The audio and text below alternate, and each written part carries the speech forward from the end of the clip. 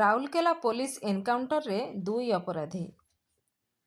Rourkela police sector 7 ଥାନା ଅନ୍ତର୍ଗତ sector 6 ଅଞ୍ଚଳରେ ଜଣେ ଯୁବକକୁ ଗଳା କାଟି ହତ୍ୟା କରାଯାଇଥିବା ଘଟଣାରେ ପୋଲିସ ଝିରପାଣି ଅଞ୍ଚଳରେ 2 ଅଭିଯୁକ୍ତଙ୍କୁ ଏନକାଉଣ୍ଟର କରିଛି।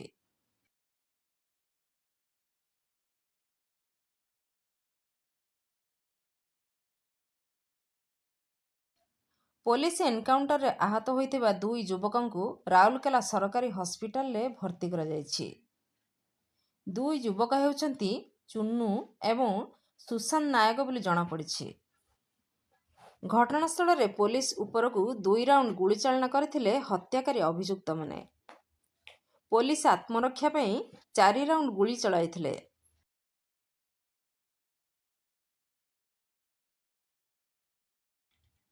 ଦୁଇ ଅଭିଯୁକ୍ତଙ୍କ ଗୋଡ଼ରେ ବାଜିଛି ଗୁଳି।